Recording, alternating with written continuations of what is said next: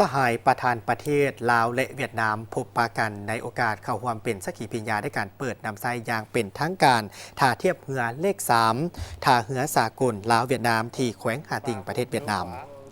ในวันที่28เมษายน2025สหายทองลุ้นศรีสุริตเลขาธิการใหญ่คณะบริหารงานศูนย์กลางภาคประธานประเทศแห่งสาธารณรัฐประชาธิปไตยประชาชนลาวพร้อมโดยคณะผู้แทนขั้นสูงภาครัฐสาธารณรัฐประชาธิปไตยประชาชนลาวได้เข้าพบปะกับสหายเหลืองเกืองกรรมการกลุ่มการเมืองศูนย์กลางภาคประธานประเทศแห่งสาธารณรัฐสังคมนิยมเวียดนาม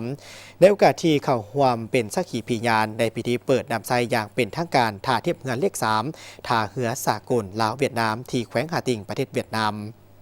สหายทองลุ้นศรีสุริตได้กล่าวแสดงความขอบใจต่อการต้อนรับอันอบอุ่นสนิทสนมและสมเกียรติที่เต็มไปด้วยไมตรีจิตมิตรภาพความสามัคคีแบบพิเศษฐานสหายไอ้น้องที่บรรดาสหายการนำเวียดนาม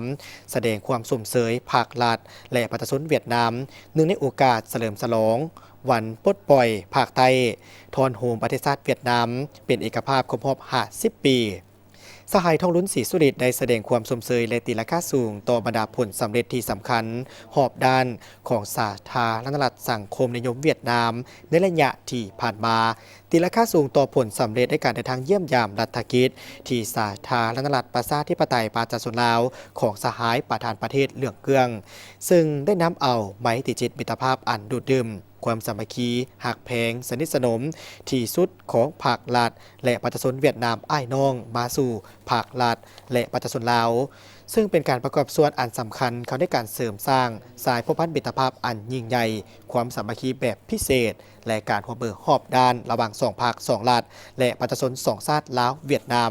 ที่มีมาแต่ตรงนั้นแล้วนั้นให้ดับมือดับก้าวเข้าสู่ลวงเลิกและแตกดอกออกผลยิ่งขึ้น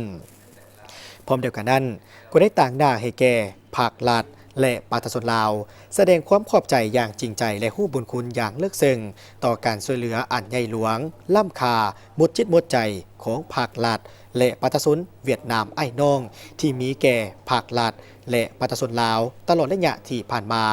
พิเศษแมนภาครัฐบาลเวียดนามที่ได้อนุญาตและสร้างเงื่อนไขอำนวยความสะดวกให้แก่สาธารณรัฐประชาธิปไตยประชาชนลาวนำไส้ท่าเรืออยู่สาธารณรัฐสังคมนิยมเวียดนามโดยได้มีพิธีเปิดนำไส้อย่างเป็นทางการท่าเทียบเรือเลข3ท่าเรือสากลลาวเวียดนามที่ตั้งอยู่เขตเศรษฐกิจ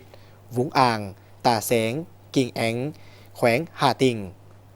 ซึ่งเป็นเหตุการณ์ที่มีความหมายความสำคัญเป็นการแสดงให้เห็นถึงสายพันธมิตรภาพอันยิ่งใหญ่ความสามัคคีแบบพิเศษและการร่วมมือหอบด้านระหว่าง2 ภาค 2 รัฐและประชาชน2 ชาติลาวเวียดนาม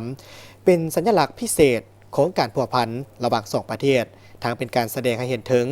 สากลได้รับรู้ว่าสาธารณรัฐประชาธิปไตยประชาชนลาวได้มีท่าเรือและมีทางออกสู่ทะเลประกอบส่วนเขาได้การยู่แหงการเชื่อมโยงเศรษฐกิจกับภายนอกนำเอาผลประโยชน์ทางด้านเศรษฐกิจโดยเฉพาะก็แม่นมาสู่ประเทศลาวแต่หากยังมาสู่แขวงหาติงก็คือเวียดนามอีกด้วย